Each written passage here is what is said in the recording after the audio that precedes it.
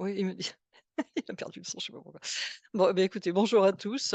Hem, quelques soucis pour moi de cette technique pour laquelle j'innove, mais voilà.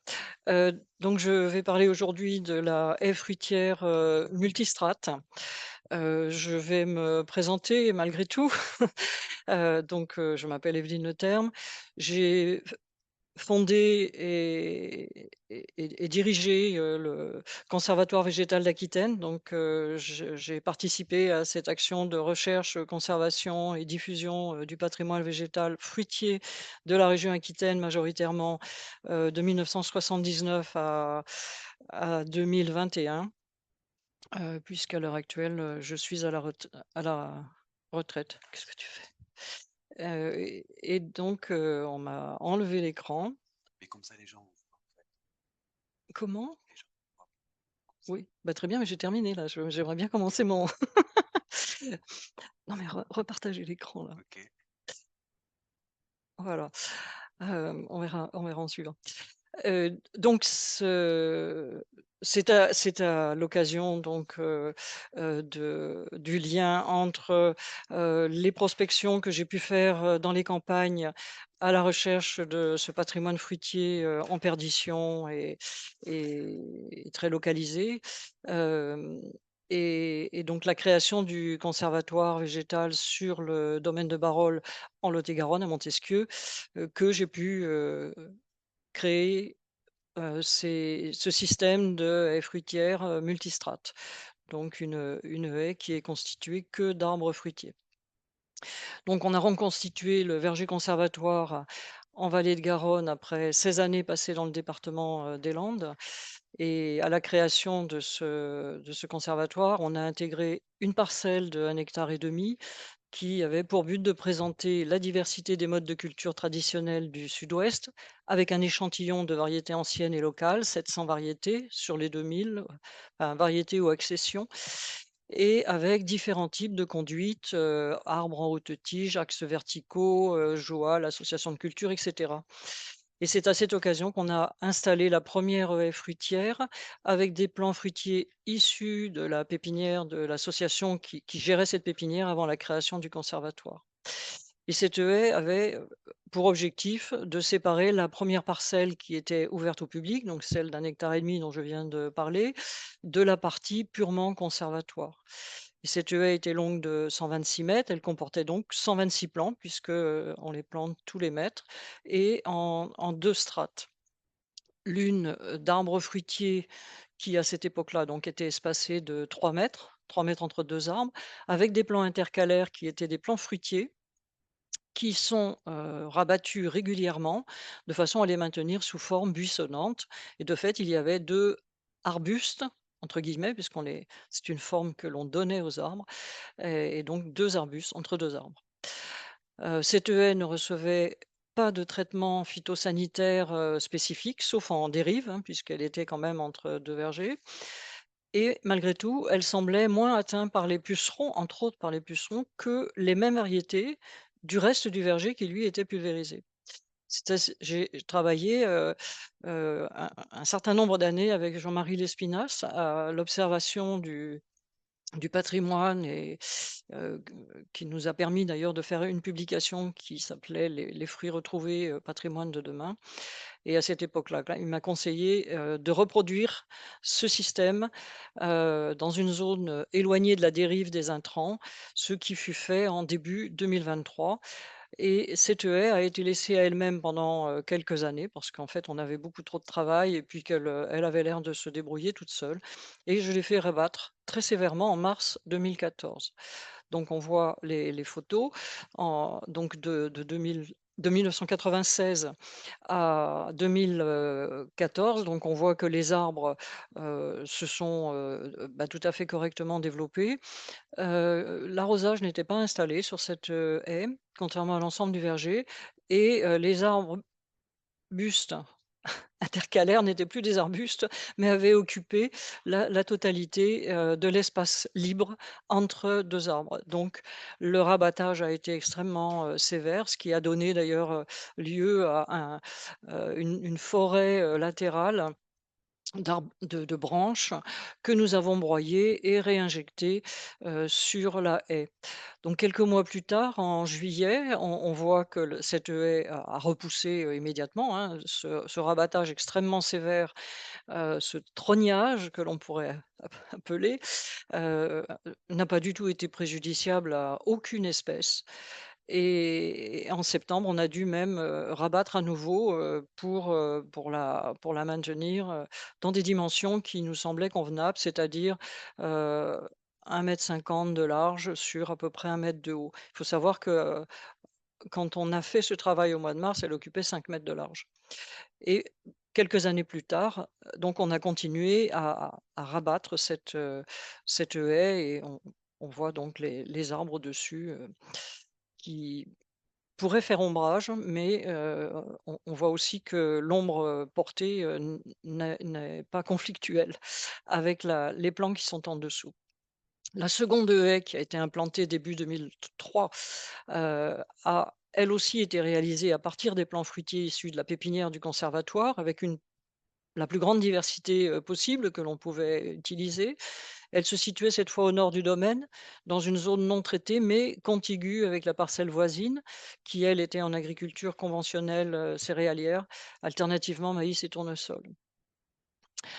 Donc longue de 343 mètres, elle fut elle aussi constituée en 2 strates, l'une de 71 arbres fruitiers qui cette fois étaient espacés de 5 mètres et non plus de 3, et en intercalaire, on a pu planter 272 plants, qui ont été, chaque année rabattus sous forme buissonnante. C'est-à-dire qu'on avait 4 «arbustes» entre guillemets entre 2 arbres.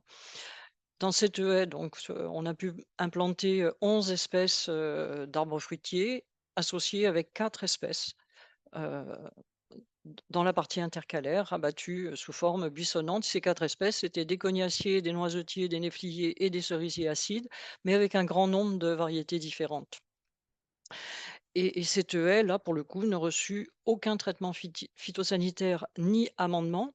Et quand je parle des amendements, c'est en dehors des apports à la plantation se faisant comme si l'on allait, implanter un verger, mais sous forme linéaire, de 3 mètres de large. Et l'irrigation, n'a été mise en place, qu'à la fin de la seconde année, parce qu'on a vu quand même qu'en vallée de Garonne, c'était impossible de maintenir cette, haie sans arrosage. Donc j'ai repris, la liste complète avec, en arbre figuraient des noyers, des pêchers, des malus. J'avais mis des malus, entre autres Ponifolia, heu, dans l'objectif, d'intéresser et d'attirer les oiseaux.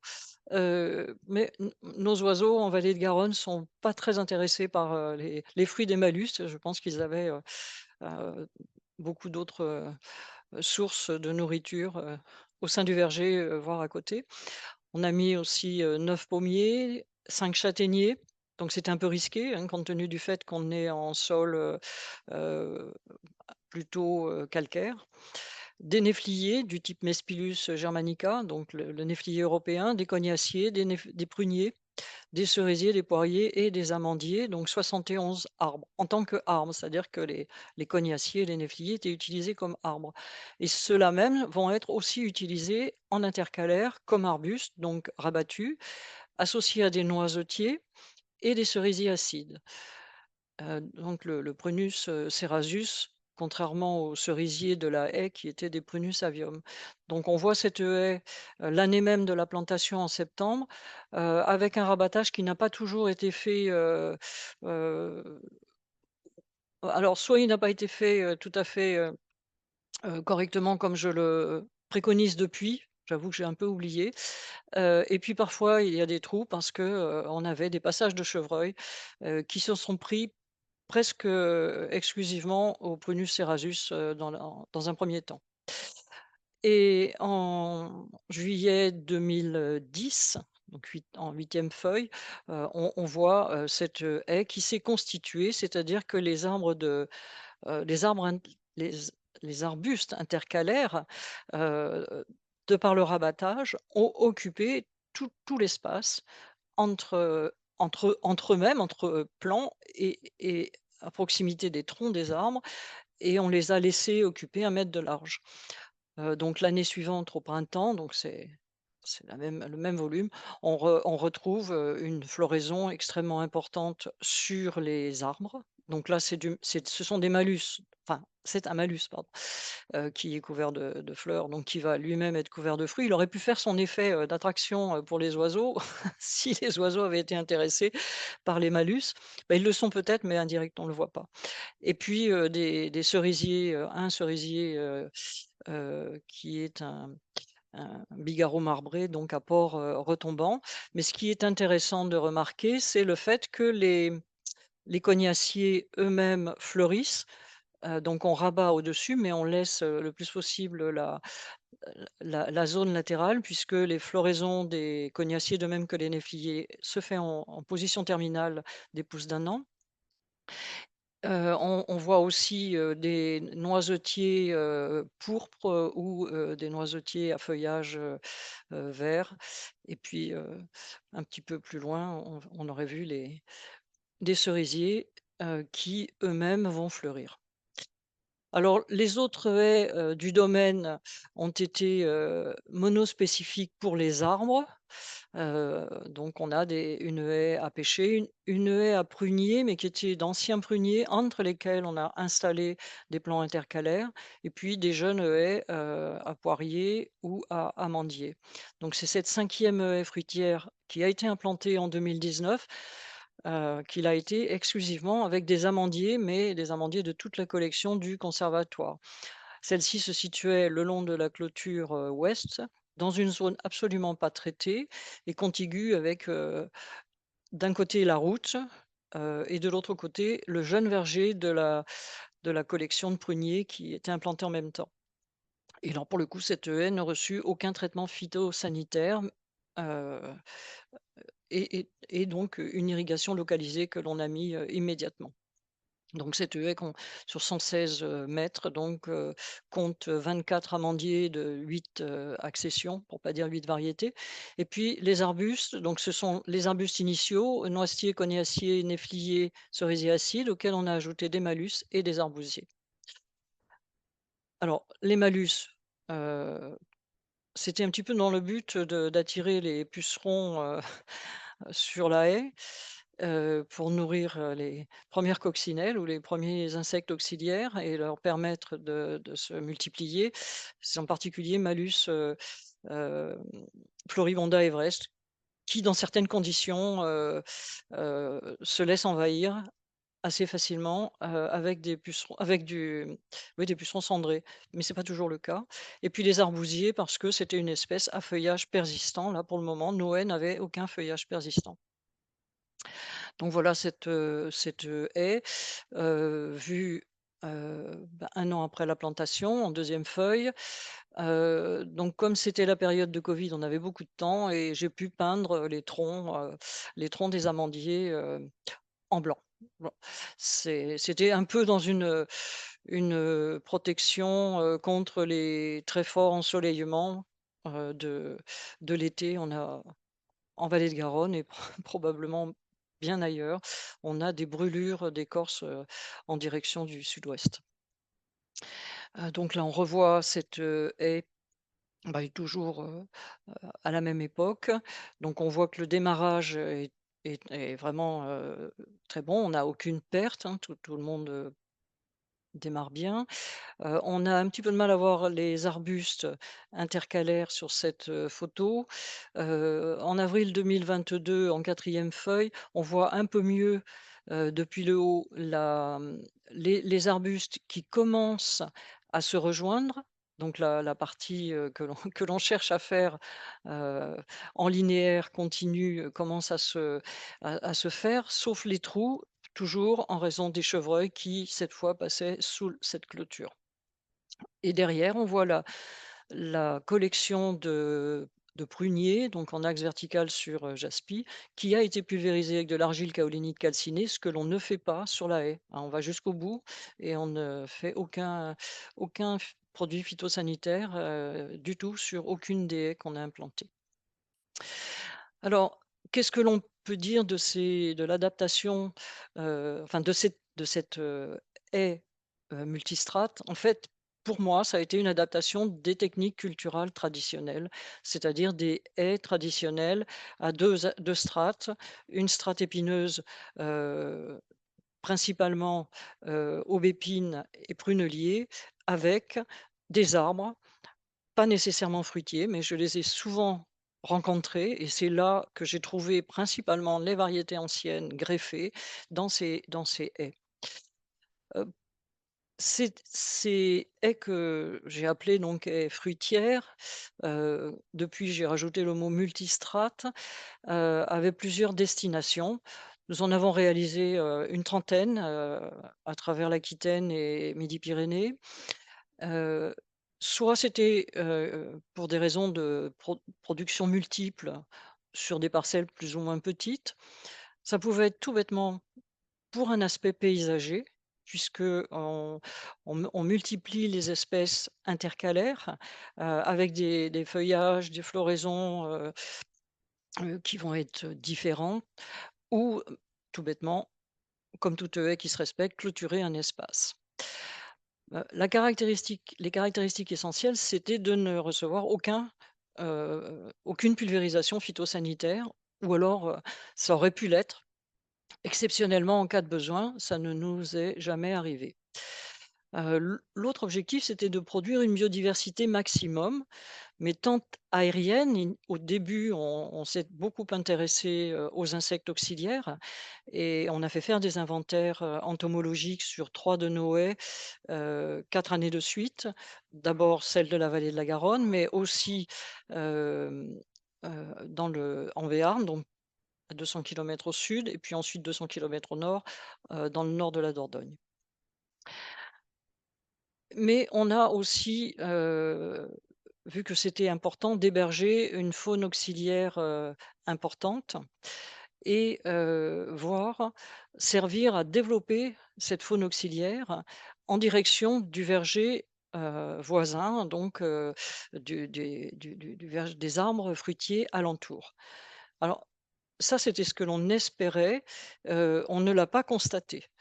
Heu, à chaque fois qu'on avait des infestations de pucerons, je parle principalement des pucerons parce que c'est le plus facile à observer et c'est les dégâts les plus importants, sur une parcelle voisine, même de 5 mètres.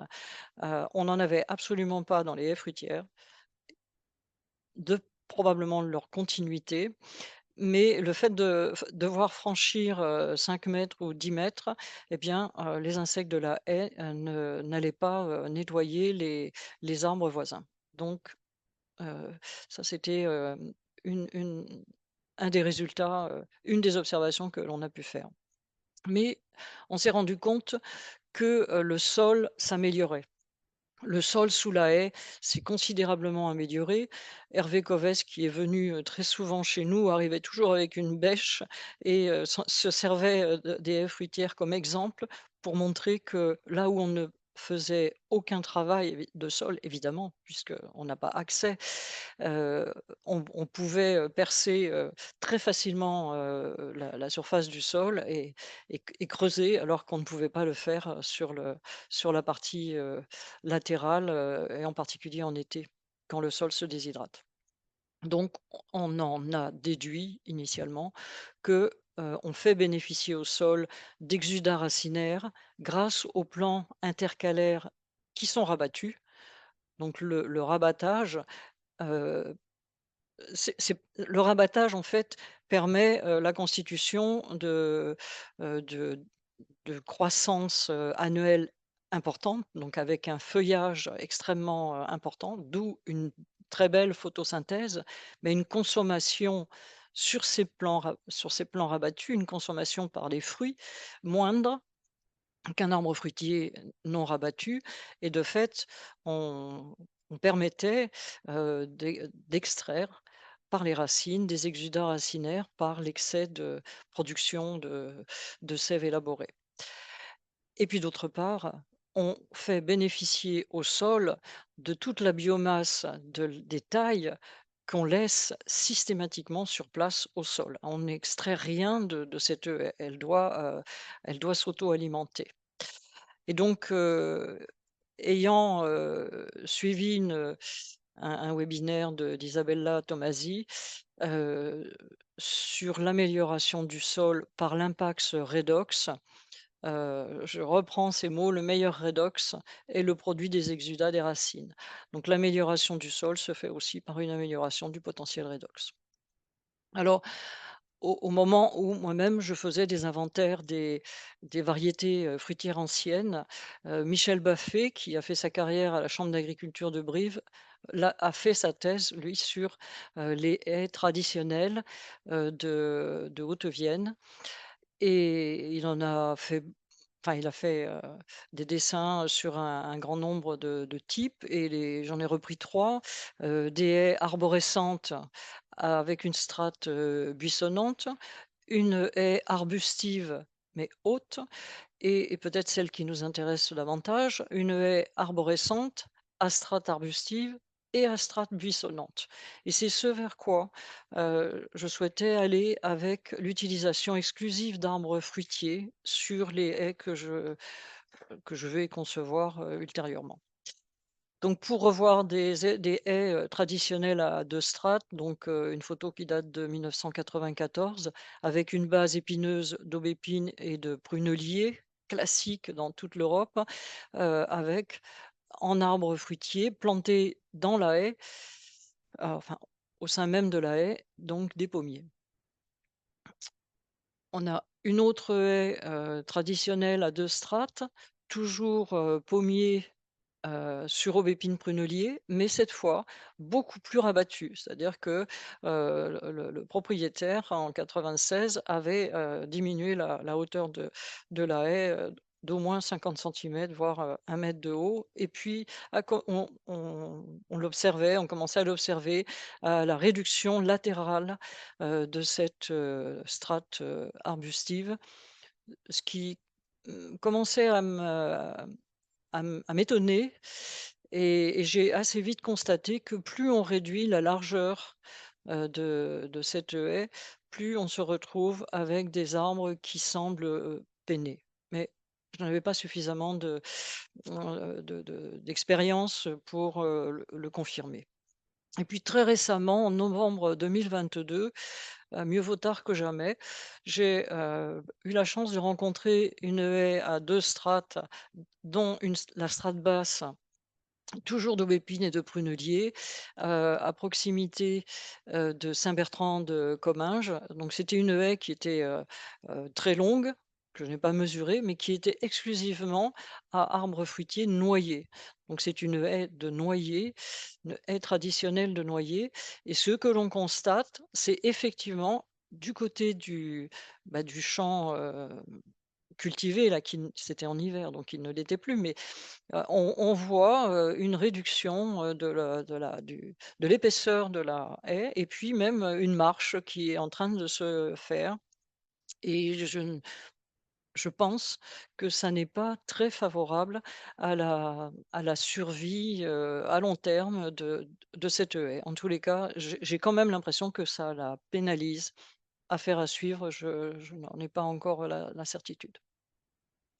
Et puis, dernier exemple, en Haut-Quercy, heu, en avril, de l'année 2023, j'ai pu observer une, haie fruitière à 2 strates, si l'on peut dire, mais constituée par des pruniers qui étaient relativement jeunes, 10 ou 15 ans, sur un mur de pierres sèches. Les murets de pierres sèches, traditionnels dans les régions, où, les pierrages, servaient à construire des haies. Donc c'était le muret des pierrages, en fait, c'était le talus du champ, et là, on voit, ce muret se couvrir, latéralement avec, des des buissons, spontanés, et du lierre, et puis à proximité, donc du maraîchage. Alors si je dois, si je dois répondre, à une demande qui m'a été faite de vergers non traités, eh bien, j'ai pensé que ces systèmes qui ne prenaient pas ou très peu de parasites, étaient, les meilleurs à proposer. Et par contre, l'important étant de respecter bien, le le système que l'on met en place. D'abord en préparant le sol, je en préparant le sol comme un sol de verger, c'est-à-dire, un sol qui est bien travaillé, bien amendé, voire, avec, une analyse de sol, associée de façon à remettre au moins les éléments, minimums, heu, avant plantation, donc de façon à avoir 100 de réussite à la plantation. On va constituer un verger qui va être linéaire, continu et si possible, sans rupture et ça c'est compliqué lorsqu'on doit vivre avec, des chevreuils à l'heure actuelle. Cette haie doit avoir plusieurs strates. Alors, généralement 2, mais pourquoi pas plus, une strate arborée productive, une strate arbustive intercalaire et puis généralement une base, buissonnante spontanée. Donc la strate arborée productive, elle va être réalisée à base de fruitiers cultivés, avec la possibilité d'une grande diversité d'espèces, comme on l'a vu, de variétés, mais c'est un critère qui n'est pas obligatoire puisqu'on a testé aussi les haies monospécifiques. Et puis une base arbustive intercalaire avec des espèces diverses qui vont être simplement adaptées au climat, voire aux besoins de la diversité fonctionnelle, mais j'ai l'impression que ça se met en place assez facilement. Euh, Par contre, on va chercher à avoir des floraisons échelonnées sur toute l'année et des feuillages différents, de façon à offrir le gîte et le couvert à un grand nombre d'espèces. On peut y intégrer, la base épineuse traditionnelle, aubépine prunelier, ça n'est absolument pas, obligatoire, on peut la refuser si on n'aime pas les épines. Mais bon, ce sont 2 espèces qui sont bien compatibles avec les espèces fruitières et puis, bien sûr, cette, base, arbustive intercalaire, elle peut être aussi liée aux besoins de l'entreprise. C'est-à-dire que ça peut être tout bêtement des légumes, alors si possible des légumes, pérennes et qui ont un volume assez important, du type artichaut, des fleurs, des plantes de campagne, basses ou couvre-sol, des romarins, de la lavande et cetera. Il m'a semblé qu'il fallait que cette, haie, ait une épaisseur suffisante, donc que j'ai décidé, de maintenir à 1 mètre de large, mais ça peut être plus. Lorsque c'est inférieur, on se rend compte qu'on part, très rapidement, sur un manque et sur un problème. Donc cette haie, je vous l'ai déjà dit, elle est sur le modèle des haies, traditionnelles des bocages, donc avec la strate basse qui va être abattue régulièrement, plus ou moins haut. Alors régulièrement, c'est au moins 1 fois par an. Parfois, c'est juste 1 fois par an, mais pour certaines espèces, ça sera insuffisant et en particulier lorsqu'on utilise des noisetiers qui ont une capacité à se régénérer, d'une façon, assez, hem, comment dire? Heu, volubile. Les noisetiers, poussent tellement vite, qu'ils arrivent à rentrer, à arriver au-delà de la couronne ou dans la couronne des arbres. Donc on essaie de maintenir, la strate basse au niveau ou en dessous de la couronne des arbres.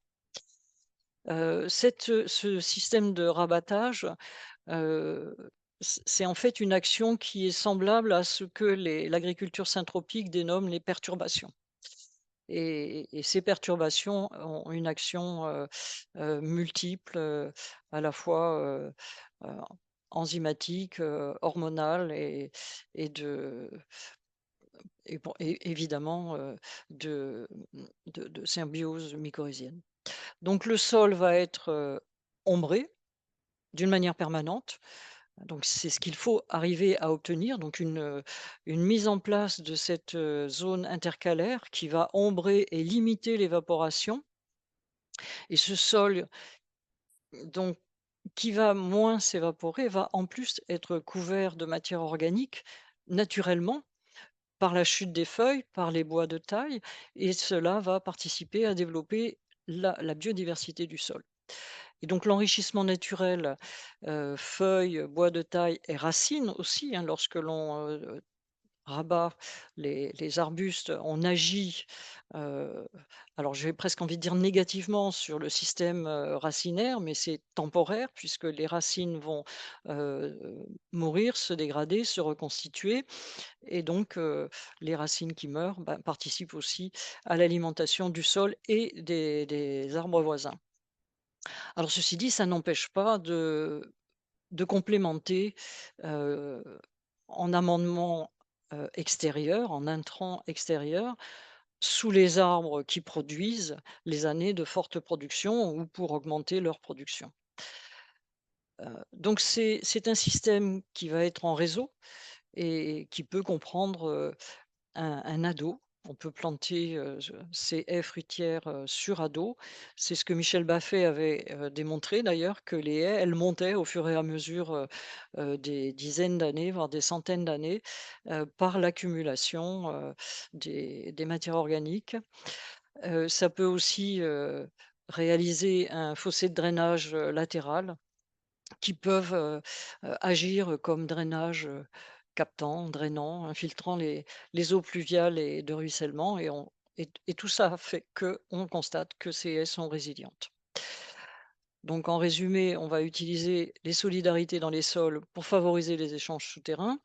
On va bénéficier de microbiomes diversifiés avec une phylosphère sur les feuilles qui va être importante compte tenu du fait on n'apporte aucun, fongicide et puis, d'une bonne rhizosphère au niveau, des racines, plus en extérieur, donc sur la partie végétative, une, entomofaune extrêmement abondante, auxiliaire et pollinisateur et on va chercher justement, à maintenir les pollinisateurs sur place, heu, en utilisant des, comment dire? Des arbres, des floraisons, enfin des arbres qui vont ou des arbustes qui vont fleurir en s'échelonnant, une grande partie de l'année, voire si l'on peut, toute l'année. Donc tout ça amène à une résilience importante. Donc pour ce qui concerne, les différents types de floraison que l'on a pu utiliser, en arbre, fruitier, on peut partir sur des floraisons très tardives de novembre avec les arbousiers qui, d'autre part, apportent un feuillage persistant.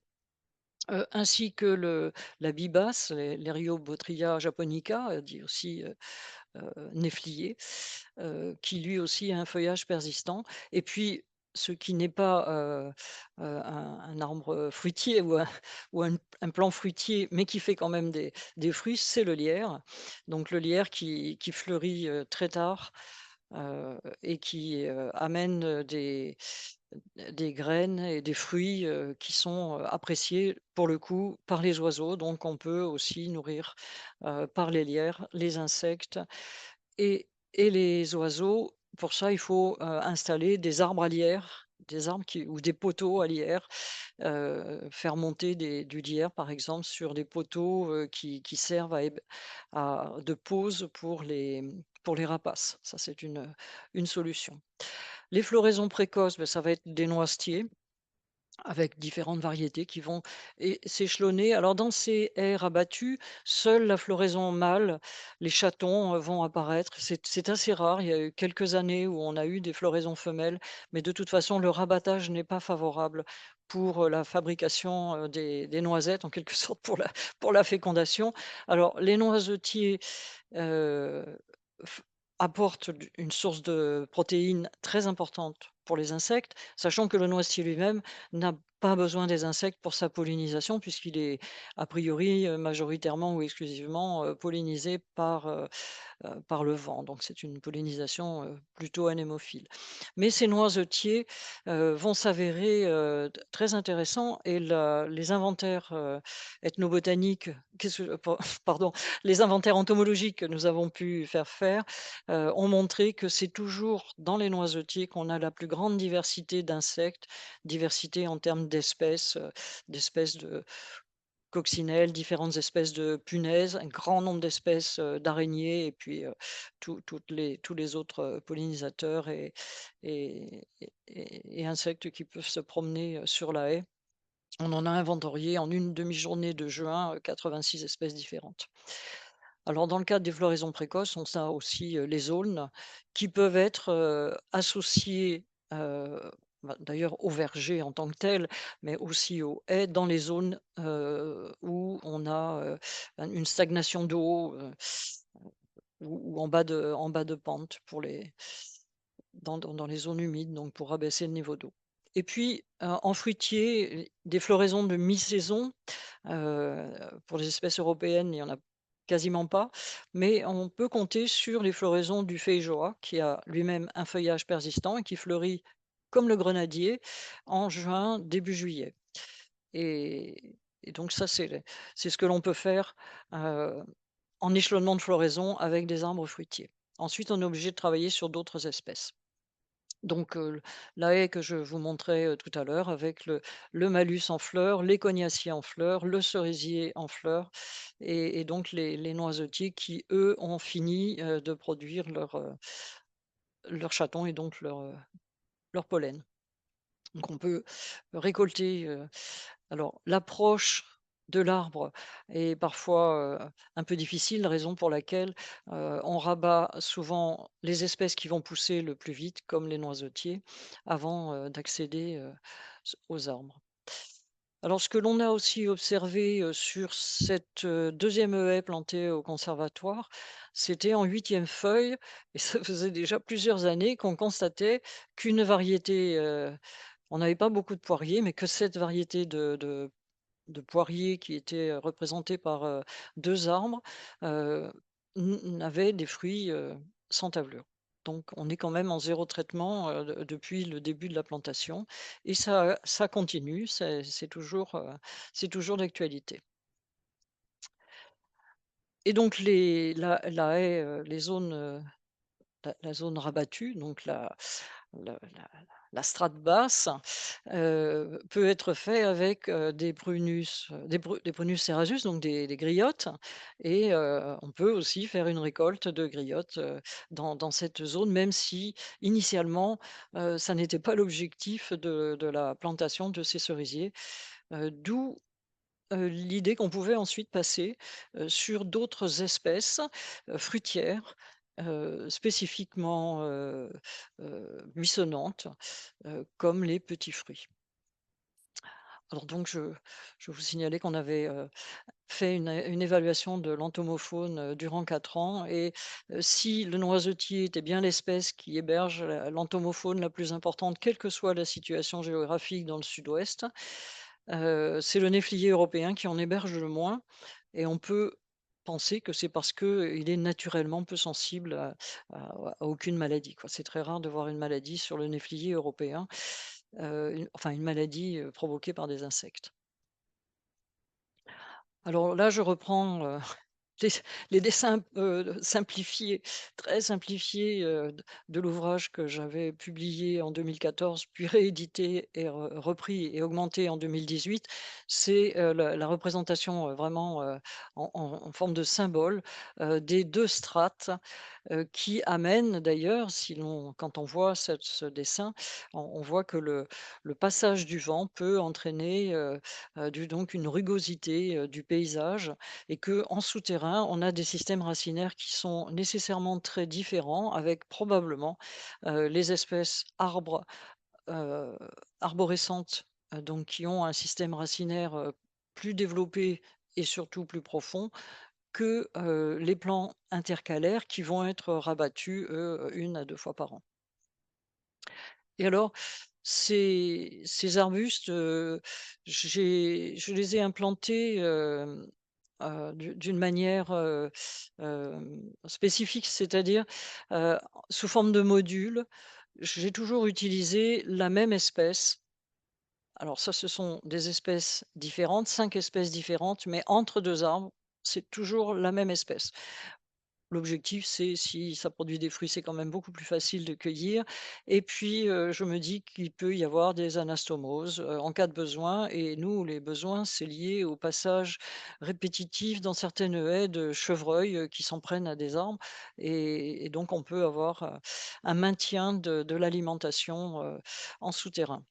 et donc je répète ensuite ces mêmes 5 espèces, sur tout le long de la haie. Mais c'est vraiment un exemple parmi tant d'autres. On peut faire, tout ce que l'on veut. On a même eu la chance de pouvoir implanter des haies le long de parcelles de maïs, donc c'est dans la zone, sableuse, du Podzol humifère, du sud Gironde, le champ faisant, 1 300 hectares. Donc on a pu implanter des haies très longues, la première faisant, 1 000 m. On avait implanté, les arbres fruitiers tous les 20 mètres avec, bien 19 plants intercalaires et le central, c'était un malus. Donc on a commencé à utiliser des espèces qui n'étaient plus fruitières pour une raison de coût et puis j'ai envie de dire d'inutilité dans cette situation puisque c'était une haie purement, paysagère, pour séparer, le champ de maïs de la route, voisine. Alors, bon, je vais probablement me répéter, mais la technique d'installation de la haie, c'est de rechercher la diversité maximale, vous l'avez compris, et à obtenir la moindre sensibilité aux maladies, mais cela le plus rapidement possible. Donc il faut qu'elle se mette en place le plus rapidement possible. Donc la plantation, c'est une alternance régulière de 2 étages, d'arbres fruitiers et modules, arbustifs de la même espèce. On a vu arbres rabattus, arbustes, plantes, heu, médicinales, des légumes éventuellement, avec un volume suffisamment important pour former un linéaire sans rupture, en veillant à l'échelonnement des floraisons. Mais ça, on va le planter en une seule fois. C'est-à-dire on essaie, de ne pas, distinguer la partie, fruitière de la partie intercalaire et la plupart du temps, j'observe que, les personnes qui souhaitent faire ces plantations ont une préférence pour planter des arbres et planter la zone intercalaire après coup. Alors dans ces si on doit le faire en 2 fois, moi je conseillerais de faire l'inverse, c'est-à-dire de planter la zone intercalaire parce que c'est elle qui va en fait former le maillage, le réseau, mais le mieux c'est quand même de tout concevoir d'un coup et tout planter, à une faible distance en une seule fois. Alors, j'oubliais qu'on peut intégrer aussi des arbres de auger, soit des arbres, champêtres, soit des arbres, fixateurs d'azote. Ça, c'est tout à fait possible. Heu, alors, de là à dire que ça va servir à faire de l'ombre, ça, je n'y crois pas, beaucoup, mais c'est tout à fait possible. Et puis on peut intégrer, éventuellement des plantes de campagne en bordure de la haie, des plantes fleuries ou ce qui fait plaisir. Alors, quelles vont être les interventions? Mais ça va être bien sûr le rabattage des plants arbustifs le plus bas possible le jour de la plantation, à 30 ou 50 centimètres de haut. Donc, il ne faut pas hésiter, parce que ce que l'on cherche, c'est à développer des ramifications latérales basses qui vont servir à couvrir le sol. C'est l'objectif de cette zone intercalaire, c'est de couvrir le sol, de l'ombrer et de lui maintenir son humidité. Et ce même jour, on forme les arbres et donc, selon le type de conduite qui est adopté, on peut former les arbres en haute tige, donc avec un porte-greffe vigoureux, un tronc assez haut. On peut les former en gobelet demi-tige avec les charpentières basses qui vont se poser sur les plans intercalaires ou en axes verticaux. euh, mais dans ces cas-là, peut-être qu'il faudra utiliser des plans intercalaires moins vigoureux de façon à pouvoir, euh, enfin disons, à ne pas entraîner de concurrence sur les porte-greffes faibles, heu, l'axe vertical étant, principalement, utilisé sur des porte-greffes, faibles ou semi-vigoureux. Et puis, en attendant que la haie fasse son travail de couverture du sol, eh bien, il faut le couvrir, pour limiter le réenherbement parce que ça serait très rapide et on sait très bien que, les graminées vont s'installer, rapidement et devenir vite une concurrence. Donc, on va apporter des produits, de décomposition, du BRF, un paillage organique, du mulch, de la paille, paille de céréales, ou non organiques, hein, des bâches, perforées, non perforées. Il faut savoir que ce paillage va devoir être maintenu jusqu'à ce que la zone arbustive recouvre le sol et ce paillage deviendra complètement inutile, sauf qu'on continuera à apporter les bois de taille. Donc initialement, les bois de taille de la haie peuvent être, broyés, mais ensuite, ça ne servira même plus à rien de les broyer. La vie du sol est tellement importante qu'il s'agira simplement de les poser, sur le sol, sous la haie. Donc, qu'est-ce que ça nous apporte par rapport à un verger classique? Bien, déjà, d'avoir peu de besoins. L'ensemble va bénéficier, des apports organiques des différents éléments de la haie, chute de feuilles, taille des plants intercalaires, décomposition des racines, d'une collaboration entre systèmes racinaires, d'associations mycorhiziennes, d'une phylosphère diversifiée, d'une diversité entomologique. Heu, Tout ça est pour ce qui concerne, les associations mycorhiziennes, bien entendu, ça reste à explorer, hein, les observations, n'ayant pas été faites. La collaboration entre systèmes racinaires, on peut, assez facilement voir lorsqu'on doit arracher une haie, ça nous est arrivé, de voir des anastomoses, dans le sol. Donc les plants intercalaires, maintenus buissonnants vont produire plus de produits de photosynthèse, qu'on va appeler source, que de consommation, par les puits, puisqu'il y aura quand même moins de fruits a priori, sur ces plants intercalaires, mais avec, un volume de rhizodéposition qui va être important. Dans les cas de haies, strictement fruitières, les problèmes d'ombre ne s'opposent pas en raison de la taille sévère de la zone de bourrage d'un côté, heu, mais il faut savoir qu'il faut mieux éloigner, les demi-tiges ou les tiges de 3 ou 4 plants. La 1re expérimentation, qui avait été faite, enfin expérience qui avait été faite, au conservatoire en 1996 avec, des arbres implantés tous les 3 mètres et 2 plants intercalaires, c'est très bien, hein, ça marche, ça fonctionne très, très bien, mais il faut savoir que, heu les arbres finissent par se chevaucher, quoi. C'est quand même un peu serré. Ça permet d'ajouter un aspect, paysager grâce à la diversité des couleurs de feuillage, l'alternance des formes d'arbres. Il y a une absence de monotonie dans ces haies et puis une évolution, spatiale et temporelle, pardon, des espèces à feuillage majoritairement caduc, à floraison spectaculaire, échelonnée sur 2 mois, production étalée sur un semestre. Et ça, c'est très intéressant, heu, en particulier lors d'associations avec, des productions, maraîchères, par exemple, où on souhaite, apporter, un complément à à l'entreprise et ne pas en faire, un verger spécifique. Et puis il ne faut pas oublier qu'il y a un aspect environnemental, heu, qui est recherché et qui est facilement obtenu, avec, la nourriture et l'hébergement pour le gîte, pour la faune auxiliaire, les insectes pollinisateurs et les oiseaux. Donc en résumé, on obtient une résilience des plantes, une protection sanitaire, une clôture et des récoltes diversifiées. Alors, je ne vais pas m'étendre trop, là-dessus, mais quand on fait un projet d'implantation d'une haie fruitière agroécologique, c'est très important de concevoir son projet en amont, dans la mesure où on va utiliser beaucoup d'espèces. Heu et donc, il sera très important de réaliser un plan de plantation, savoir quelles sont les espèces que l'on va utiliser, les porte-greffes, les variétés et les plants intercalaires. Il faudra travailler le sol sur une longueur suffisante.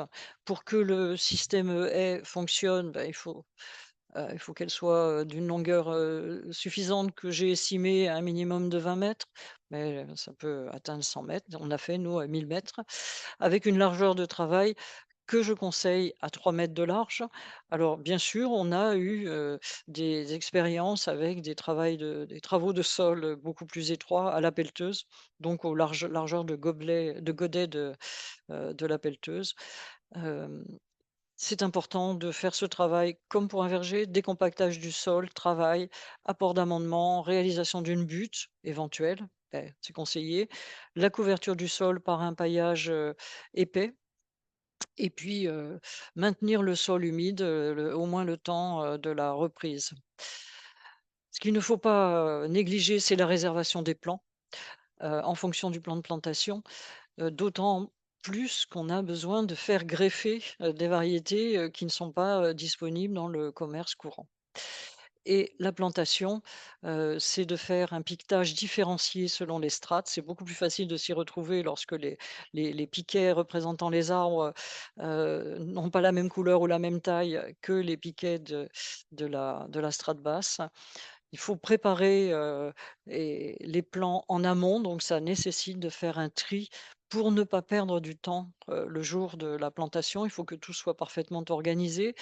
On répartit, les plants sur le terrain et puis on donne les bonnes consignes de plantation, de profondeur en fonction de la présence ou non de porte-greffes, le pralinage, l'ajout de compost d'enracinement, type, Orgasil.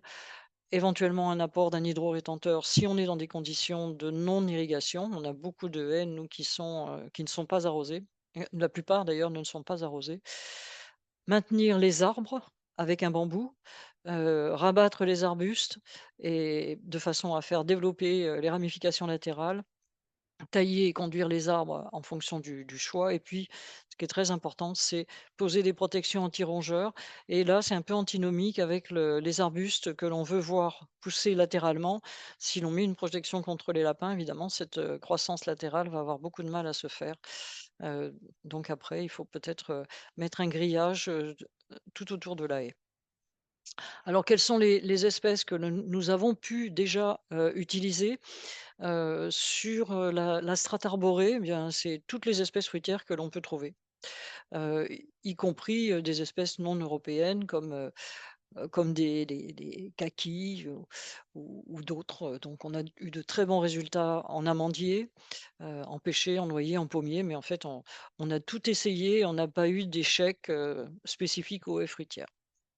Quant à la strate arbustive, heu, les espèces s peuvent être distinguées en espèces fruitières et en espèces qui ne vont pas l'être.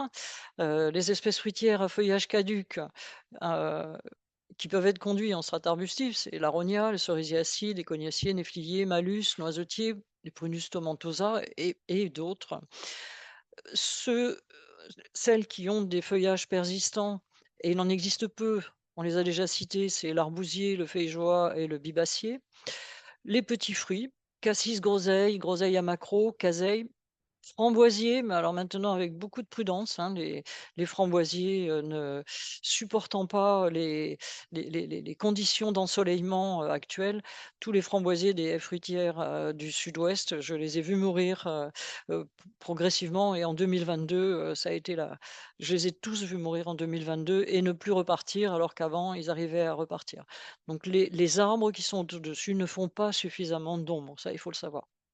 Donc à la limite, si on voulait mettre des framboisiers, il faudrait les mettre, heu, presque à l'ombre d'une haie fruitière, mais pas en tant qu'espèce associée. On peut aussi utiliser des arbustes champêtres, buissonnants, donc à feuillage caduc, comme les genêts, les ajoncs. Alors les ajoncs, évidemment, ça pique, mais ça a une très belle floraison de fin d'hiver, des cistes, du fusain, des nerfs du sureau noir, de la viorne lantane.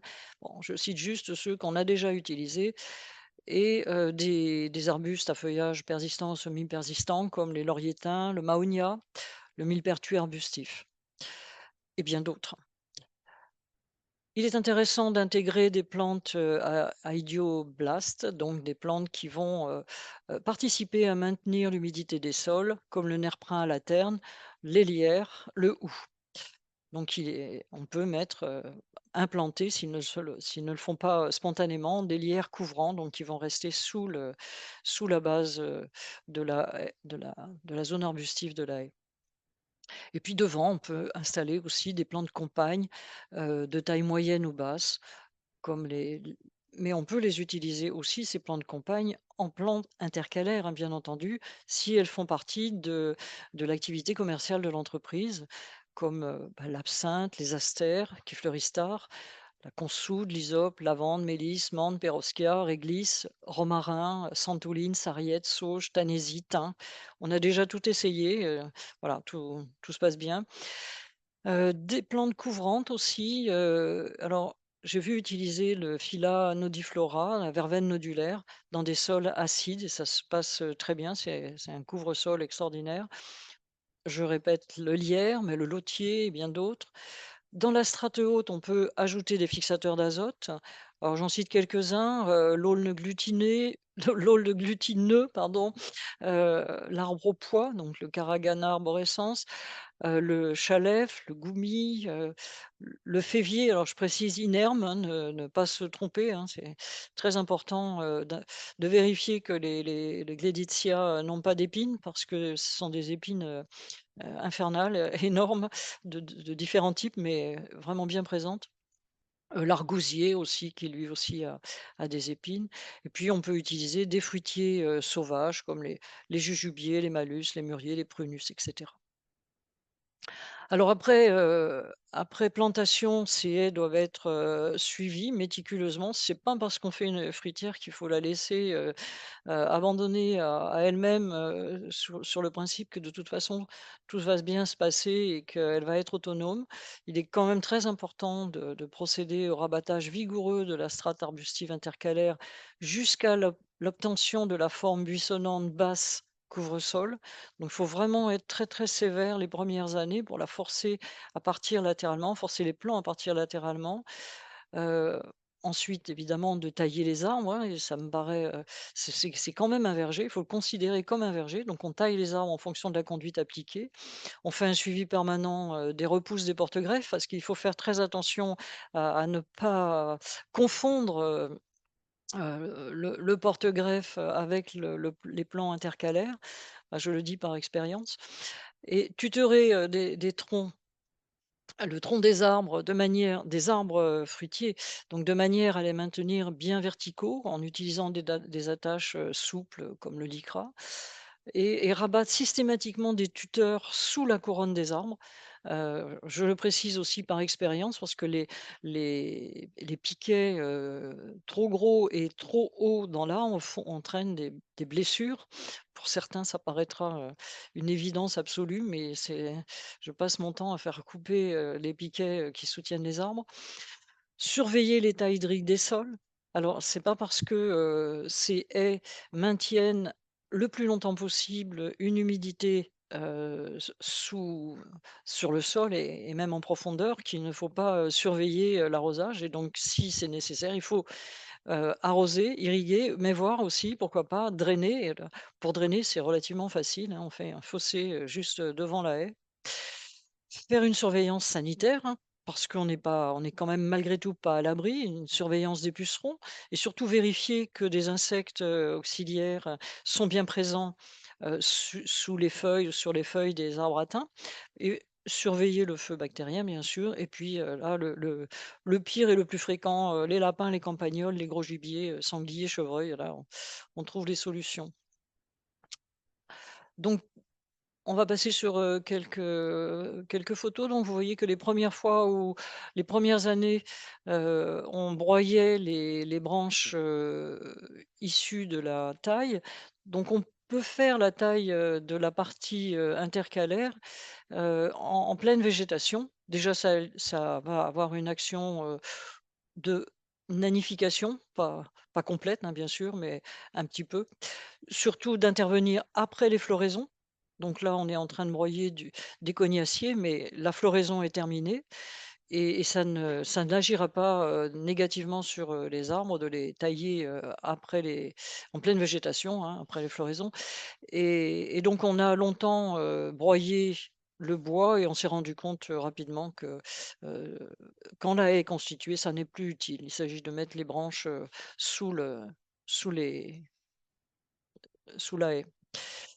Alors, autre exemple, c'est une haie qui est dans le nord de la Dordogne avec, des plants intercalaires, classiques qu'on a utilisés longtemps, néflier, cognacier, cerisier acide, noisetier. sous des noyers ou des cerisiers acides et ce que l'on constatait, c'est que les personnes qui étaient en charge de l'entretien avaient tendance à vouloir sortir les branches latérales que nous faisions nous, remettre en place sous la haie et puis, ils avaient aussi tendance à dégager, à dégarnir le bas de la haie alors que nous, ce qu'on souhaitait obtenir, c'était que, la partie basse, soit le plus constituée, la plus constituée possible. Mais bon, grosso modo, on est arrivé à avoir, une haie dans laquelle, les cerisiers et les noyers surtout, ont une très belle vigueur alors que cette haie n'est pas arrosée du tout. Donc là voilà. C'était peut-être pas la même année, bien sûr, mais on voit les plans intercalaires, alors qui ont tendance à être un petit peu plus haut, sous, les arbres, no sous les noyers ou sous les cerisiers, probablement, peut-être, dans ces cas-là, peut-être, par effet, d'ombrage, supérieur. Donc au lieu de diminuer la vigueur, ça a plutôt tendance à les faire pousser davantage.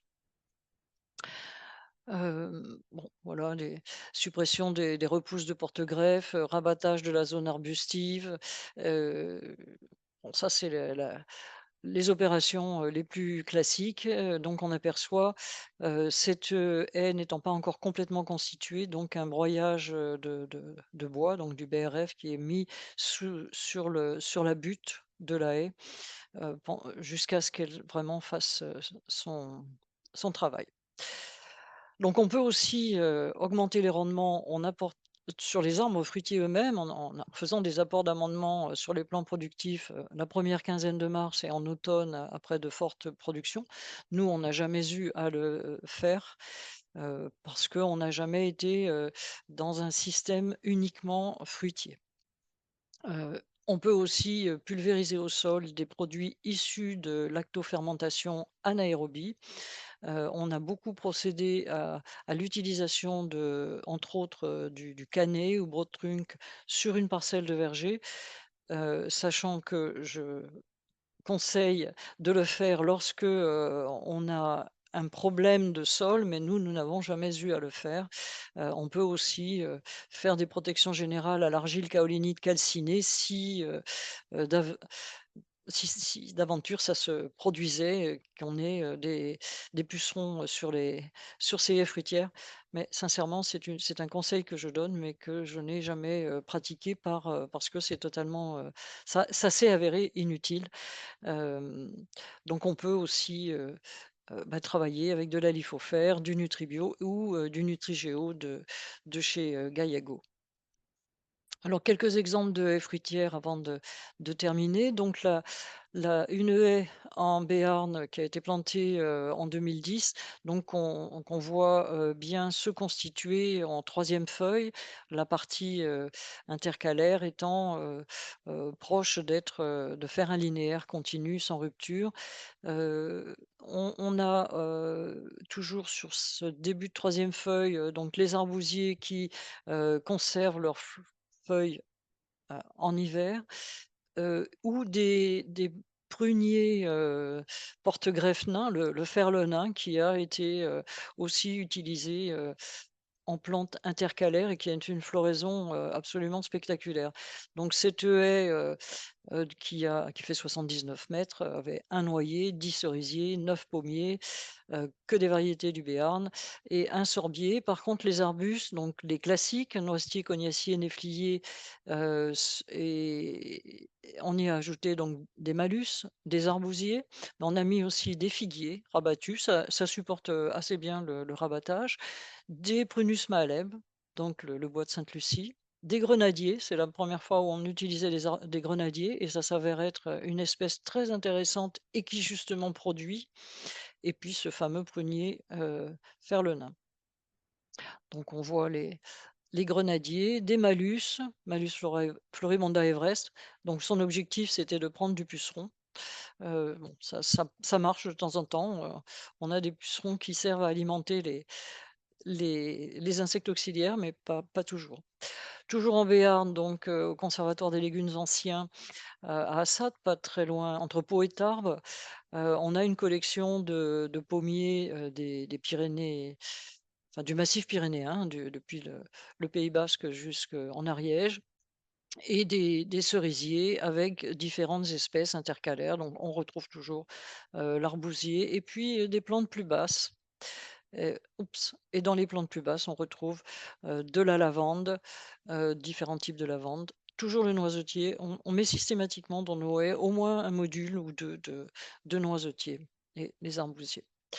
Et puis, bah, je ne peux pas m'empêcher de présenter le verger circulaire de l'INRA de Gautron, où j'y ai, retrouvé des plants intercalaires, dans au moins dans les 2 premiers cercles, j'allais dire lignes, et là, donc j'ai plusieurs photos, mais je vais vous en présenter une. C'est entre 2 figuiers, on voit, des arbousiers, voire des framboisiers, et j'espère, heu, que l'on pourra obtenir des résultats et des informations, scientifiques plus précises sur le comportement, de ces systèmes associés.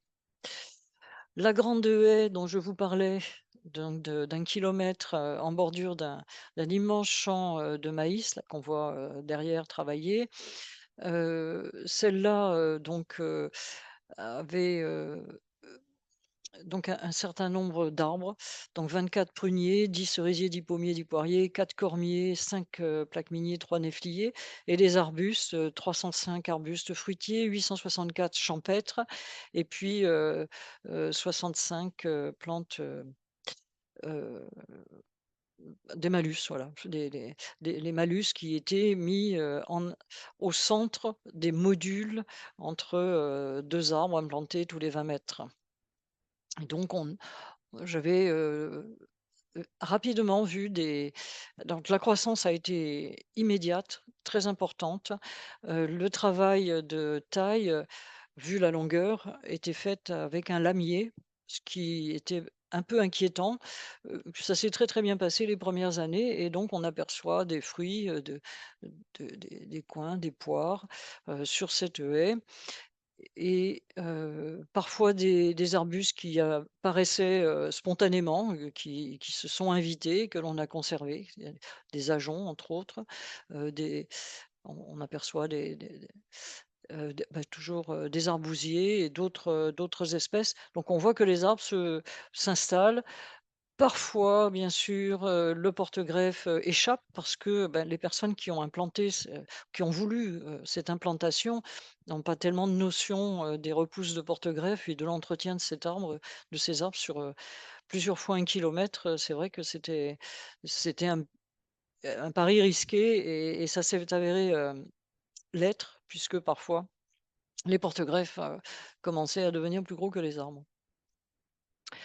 Mais, le plus gros risque que l'on a, dû su vivre, heu, c'est sur les haies fruitières à vocation paysagère, et justement, à cause soit d'un mauvais entretien ou de mauvaises pratiques, on a constaté, très récemment, que, le passage au lamier de personnes qui n'ont pas de sensibilité, végétale, et pour lesquelles les arbres fruitiers n'avaient aucun intérêt dans ce système de protection, entre une route et un immense champ de maïs, et maïs, carottes, haricots verts.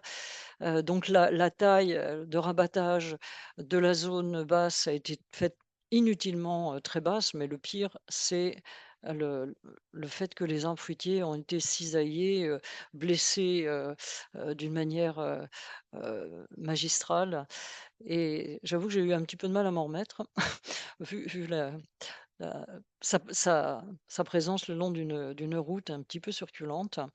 Donc là, on voit les grenadiers. Alors il y a certains trous, parce qu'en fait, des j des visites, enfin des visiteurs, des personnes qui passent sur la route, parfois vont se servir dans cette haie. Une partie des malus ont été enlevés, quelques grenadiers par-ci par-là. Donc là, on voit le rabattage un peu fort des feijoas. Bon, certes, ils vont repartir. Certes, la production, florale se fait, sur le bois de l'année en cours, mais peut-être qu'à condition que les bourgeons de l'année précédente n'aient pas été complètement cisaillés. Donc le pivot d'arrosage du maïs s'arrête, juste avant la haie, donc la haie bénéficiait d'arrosage certes, mais il ne faut pas penser que, l'arbre, allait gêner en quoi que ce soit le pivot. Donc on voit des rabattages, violents, parfois même au carré, et ça c'est vraiment, c'est terrible. Alors d'autres risques, c'est l'association avec les vignes. Une absence de surveillance des moutons dans un vignoble, du Lot-et-Garonne.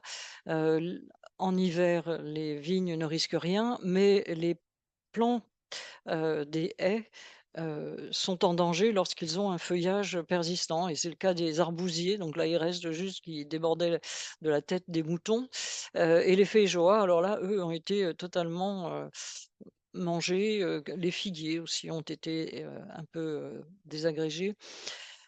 Et puis, ce qui peut se passer lorsque, bien ces haies ne sont pas, utilisées d'un point de vue productif, mais bien, d'un point de vue ornemental, c'est que le rabattage des plants intercalaires ne soit pas fait, et on voit que la zone intercalaire ne fait pas son travail, puisque, bien ce sont quand même des arbustes qui vont pousser au lieu de ramifier latéralement, voire qui vont être confondus, de par leur floraison et leur production de fruits, avec les arbres fruitiers eux-mêmes.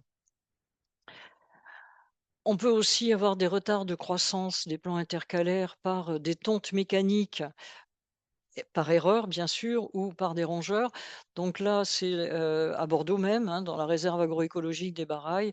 La plantation a eu lieu en 2018, et les photos sont très récentes puisque je les ai reçues le 18 avril 2024, où on voit que, tout va bien, et les plants intercalaires, commencent tout juste à reprendre, volume, heu et donc avec un beau paillage, une tonte, heu, des tontes tardives et raisonnées, quoi. C'est-à-dire que les arbres sont le passage le long des arbres, a été libéré. Alors on peut associer ces haies fruitières, à des systèmes, maraîchers, donc je n'en donnerai pas beaucoup d'exemples, mais l'un d'entre eux, dans le Lot, dans un un site qui est, à la fois, un restaurant, hôtel-restaurant, et puis, heu, une zone de transformation, de végétaux et d'animaux, et principalement basé sur la trufficulture. On a un verger maraîcher où, donc le propriétaire les propriétaires sont, quasiment autonomes, en production de légumes, sur cette parcelle, avec des arbres fruitiers qui étaient issus du conservatoire d'Aquitaine, heu, qui sont, âgés. Ça fait déjà entre 15 et 20 ans que cette, entreprise existe.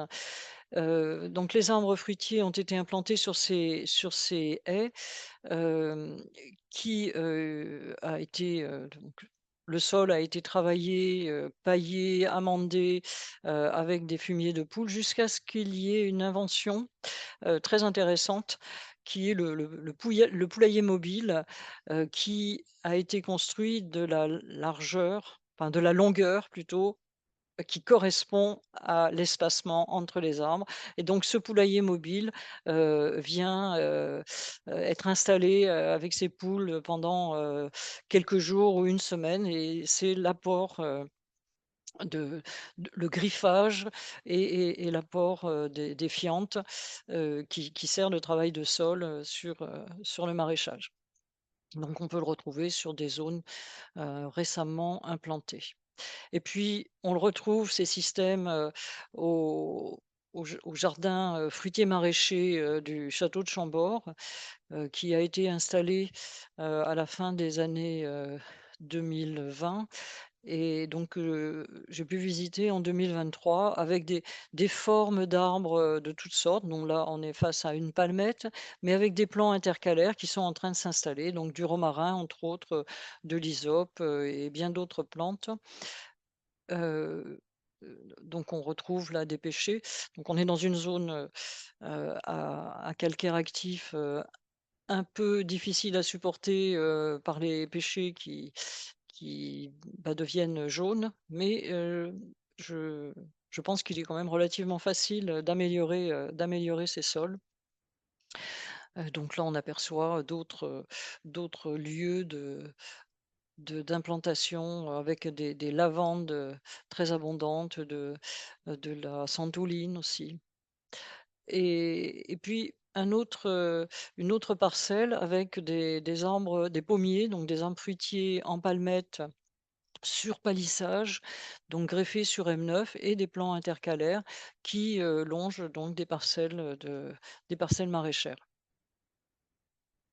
Autre exemple, ce sont des haies, fruitières sur, arbres greffés en tête, donc à côté de Toulouse, Verdun-sur-Garonne, où l'ensoleillement, d'il y a une dizaine d'années était déjà craint pour le maraîchage latéral, et l'objectif, c'était d'avoir des arbres les plus vigoureux possibles, et pour cela, donc le propriétaire a fait greffer ces arbres en tige, et donc avait la possibilité donc à la fois de faire des récoltes abondantes de fruits, puisqu'il a vraiment travaillé avec des quantités d'apport de matière organique sur les lignes d'arbres, qui faisait une butte, énorme qui se tasse, progressivement d'ailleurs, et une implantation, de ces légumes, latéralement, en position latérale dans une parcelle de luzerne.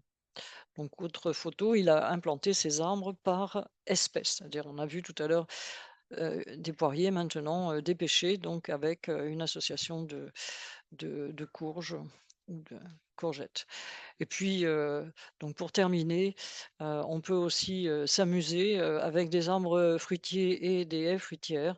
Et donc dans une abbaye, j'ai pu installer, sur une butte, qui pouvait, laisser apparaître, la forme d'une coquille Saint-Jacques, bien sûr, à qui il manquait un petit peu de largeur, sur le bout, des toutes les espèces, fruitières possibles, avec un espacement. Et donc j'ai joué avec les porte-greffes, un espacement de, 1,50 m à entre 1,50 m et 2 m, en départ de ligne, et à l'arrivée, j'avais 7,50 m qui a été utilisé. Donc cette partie plus large a été utilisée pour faire des haies, fruitières, et c'est la haie fruitière, en mixte, fruitier, heu, kiwi, donc évidemment une liane, haute, et framboisier, a fonctionné, plusieurs années de suite avec des framboisiers extrêmement, heu,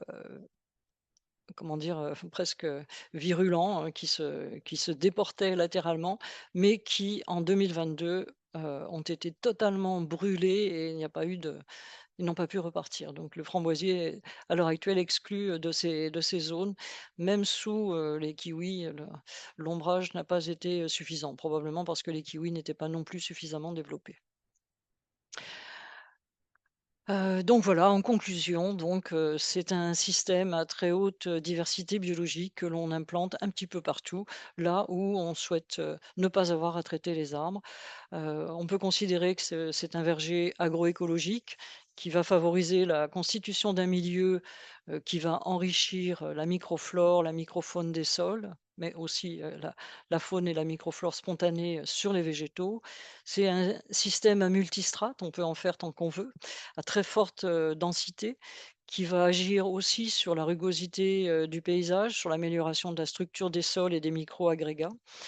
Et c'est la complexité du système qui va engendrer une autoprotection du verger, c'est-à-dire une moindre sensibilité aux maladies et parasites, et qui va permettre de maintenir de l'eau dans le sol, puisque, très peu de nos haies fruitières sont, accompagnées d'un système d'arrosage. Je ne dis pas qu'il ne faudra pas le faire, mais pour le moment, ça fonctionne encore. Donc, je je présente les publications, qui ont été faites, autour des ressources, génétiques, fruitières et de l'arboriculture agroécologique, en association avec, Jean-Marie Lespinasse. Donc on a publié «Les fruits retrouvés, patrimoine de demain», ainsi qu'un ouvrage sur, la conduite des arbres, fruitiers. Un autre qui a été, réédité, depuis 1988 sur le greffage et que je continue à à à augmenter et au fur et à mesure de l'expérience et des observations.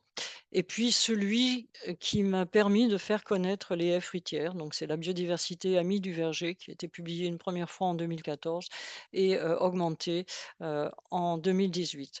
Et à l'heure actuelle, nous avons, maintenu l'association de soutien au Conservatoire d'Aquitaine qui a changé de nom et qui est devenue Fruitier et patrimoine vivant, et nous publions, une revue, ouverte à tous, et à de nombreux, collaborateurs, heu, donc je citerai, Francis Bucaille, hem, Hervé Covès, Dominique Pension pour le prochain, Marc-André Sellos et autres. Et le dernier numéro, donc le numéro 54, a été consacré en partie aux haies fruitières. Voilà, je vous remercie. J'espère que je n'ai pas été trop longue.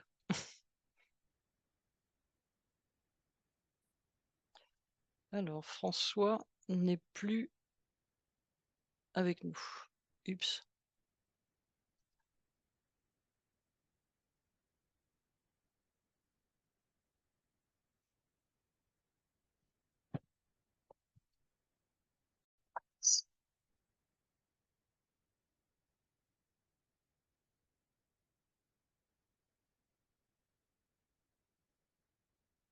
Alors, j'ai perdu François. Je ne sais pas pourquoi. Alors, comment je peux Allô, faire? allô, oui, Ah, ouf, François. j'étais bien là, mais j'avais plus accès au micro, donc je ne pouvais pas Je faisais te... ce que je pouvais pour te le redonner. Euh, Ouais, j'aurais dû garder le micro pour pouvoir peut-être raccourcir un peu la présentation, parce qu'il est déjà 2h30. Et ah, oh là là, pardon, excusez-moi. ça a été bavarde, mais bon voilà, je pense qu'il y a pas mal de monde qui est resté jusqu'à la fin et que ça a suffisamment intéressé. Donc ben, on va garder quelques minutes pour discuter. Il y a eu quelques questions dans le chat donc pendant ta présentation. Déjà, savoir si tu veux bien partager ton diaporama pour le mettre à disposition ou pas, Disons que là, ou ce sera le avec la montage est vidéo. enregistré, donc Ouais, après, si on me demande le diaporama, bien entendu, je, je le ferai. d'accord. Alors, d'autres questions techniques. Pourquoi ce choix d'essence donc pour les arbustes intercalaires? Est-ce que les espèces arbustives champêtres du type cornouiller, sureau, aubépine n'aurait pas été aussi adapté. Donc, t'en as parlé un peu par la suite. Oui, oui, j'ai juste cité quelques essences que nous avions utilisées, mais vraiment, je n'ai eu aucune difficulté avec aucune espèce n'a pas présenté des problèmes quelconques. Enfin, vraiment, je peux pas dire telle espèce entraîne un problème sur l'espèce voisine. Vraiment, là, je ne le constate pas. Je n'ai pas pu le constater, mais j'en ai utilisé bien d'autres que ce que j'ai cité. Et les Hmm. aubépines, tout. Je crois qu'au Oui. contraire, il faut y aller tous azimuts. Hmm. Ensuite, une question de ABF. Pourquoi ne pas recéper les arbustes directement au niveau du sol? Ben, pourquoi pas, mais ce que l'on veut, c'est obtenir, faire en sorte qu'il couvre le sol, qu'il fasse une ombre au sol. Donc, si on les rabat très sévèrement, ils vont repousser plutôt verticalement. Alors que si on les rabat à 30 ou 50 centimètres, ce sont les ramifications latérales qui vont prendre le dessus et même on va être obligé les premières années de repasser pendant la saison pour enlever toutes les pousses verticales. Mhm. Donc, je fais dans l'ordre des questions reçues, hein. Question de Hugues. Le recépage ou le trognage des arbres produirait-il également les exudats racinaires mentionnés pour le rabattage sévère? Le rabattage des arbres, oui, mais enfin, si on met des arbres fruitiers pour les rabattre, hein, c'est un petit peu Le l'histoire de la vie. trognage, ouais. C'est la mauvaise surprise du rabattage au lamier. Donc non, là, ben, bien sûr, le résultat des courses sera le même, sauf que les arbres fruitiers, à partir d'un certain âge, n'apprécieront pas du tout d'être, enfin, trognés en tous les cas de la façon dont ils l'ont été avec le lamier. Mais je vois pas l'intérêt de trogner des arbres fruitiers si ce n'est de constater qu'ils sont trop hauts pour la récolte des fruits et qu'on veut les redescendre. Donc là, il y a des techniques autres que du trognage pur et simple. Mhm. Ensuite, question de Julien Thomas. Les cornouillers mâles de variétés fruitières en floraison précoce avec production sur le bois de l'année et qui supportent bien la taille. Euh, Parfait, hein, si on, toute espèce qui peut être intégrée en tant que fruitier pour faire des fruits pour notre propre consommation ou pour les oiseaux, pourquoi pas. C'est merveilleux, c'est exactement ce qu'il faut. mhm. Est-ce que tu as des expériences d'essais, de comparaison avec fixateur d'azote et sans fixateur d'azote et avec quelles espèces? Non, il n'y a pas eu. Non, j'ai pas, je n'ai pas de, j'ai mis très peu, j'ai mis très longtemps avant de faire des tests de fixateurs d'azote parce que j'ai toujours pensé que euh, lorsqu'on a un sol correctement pourvu, ça n'a pas beaucoup d'intérêt.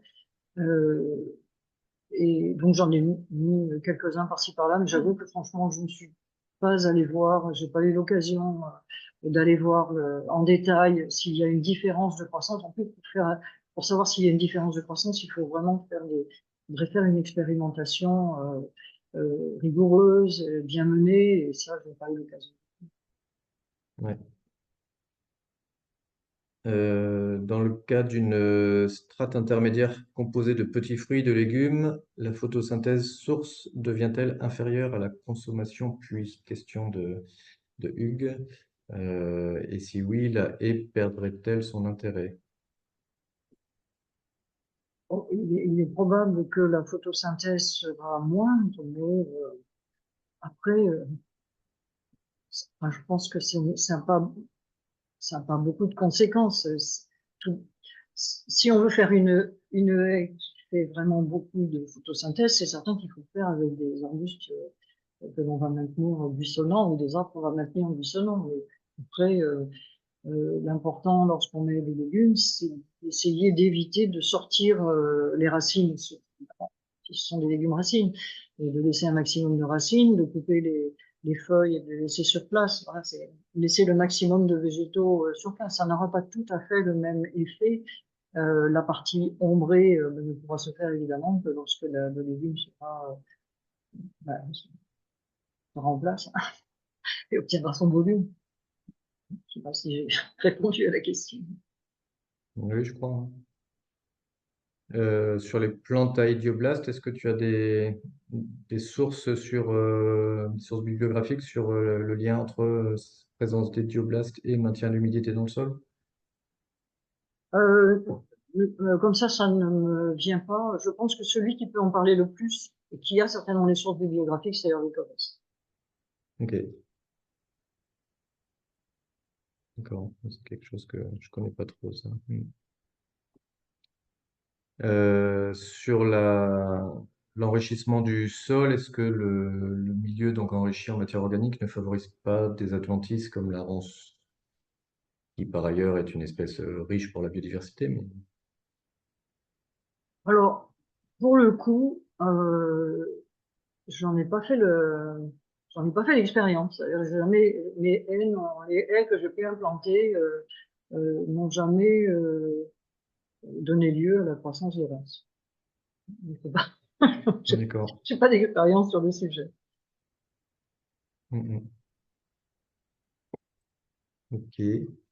Euh, moi, j'avais une question qui était plus d'ordre économique sur la mise en place de Non, ces... pardon, pour les Ouais. rousses, je réfléchis en même temps. Je suis allée voir une implantation faite en Corrèze par Hervé Corrèze, et justement, il a implanté, lui, des ronces volontairement, mais des ronces sans épi. Mm. Oui, c'est encore autre chose. Ouais. Mm. Je sais pas si c'est aussi favorable à la biodiversité, la ronce cultivée, quoi.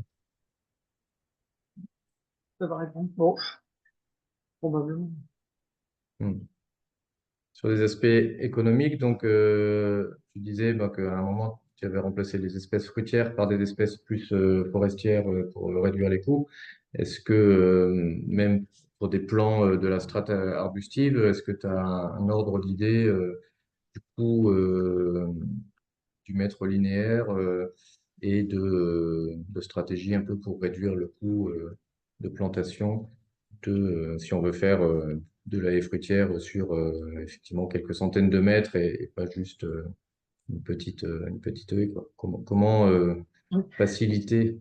oui, mais là, comme ça, de mémoire, je vais pas pouvoir répondre. Effectivement, on a déjà calculé les coûts de certaines de nos haies.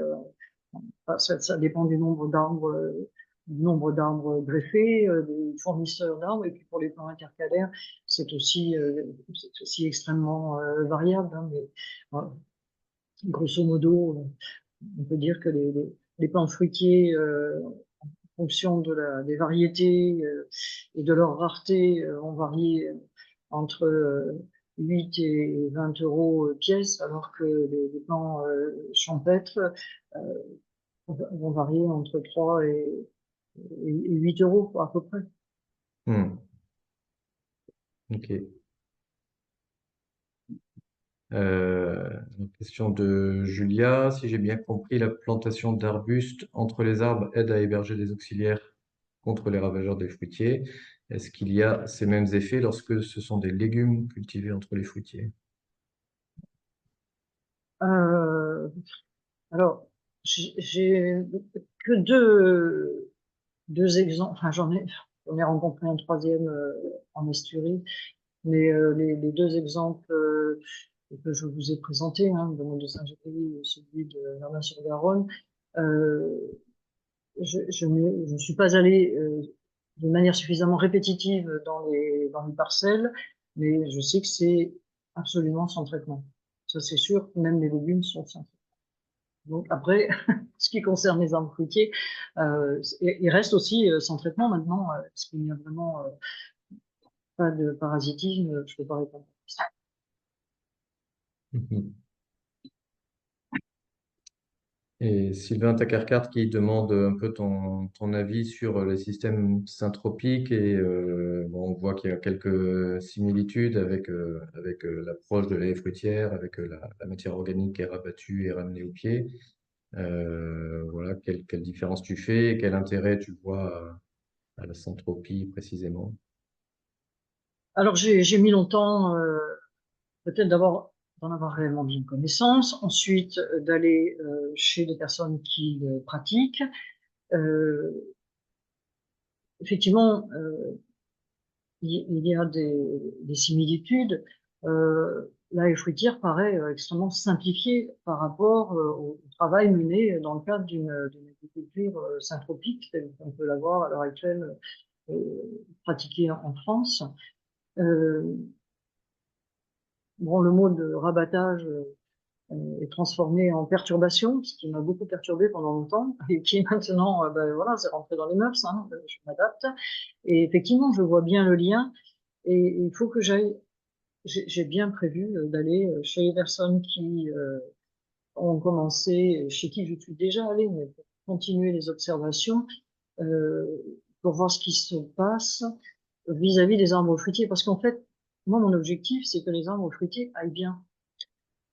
Et le système que j'ai mis en place, qui paraissait très compliqué, ça va avoir simpliste hein, à l'heure actuelle par rapport à la syntropie, mais mon objectif à moi, c'est que les arbres fruitiers se développent d'une manière optimale, produisent et soient sans maladie, mais sans concurrence.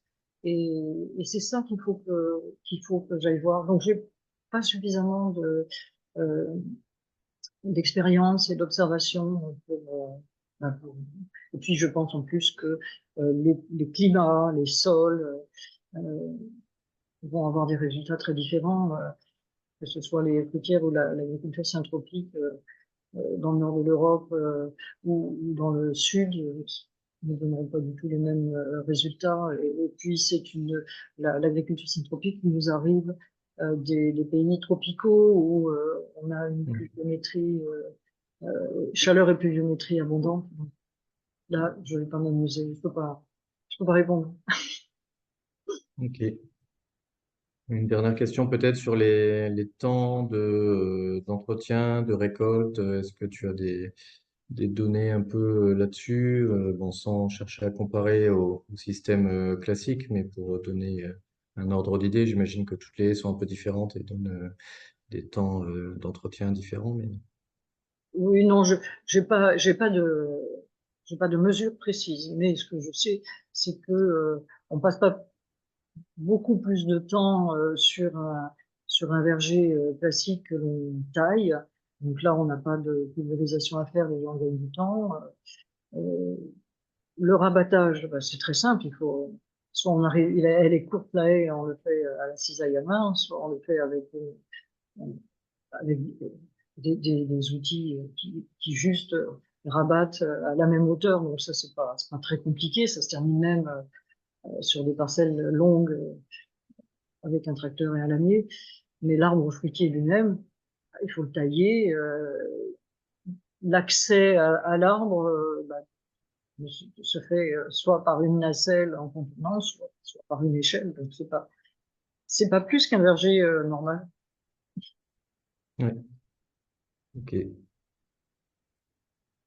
Et pour finir, peut-être tu disais que les framboisiers, dans certaines situations, enfin, souffraient trop du Bien soleil ou ensoleillement. peut-être des températures, mais est-ce qu'il y a peut-être un travail sur des variétés à adapter dans ces configurations de choix de variétés qui supporteraient mieux, que ce soit pour les framboisiers ou même pour d'autres fruitiers, hein, qui supporteraient mieux l'installation dans ces conditions-là?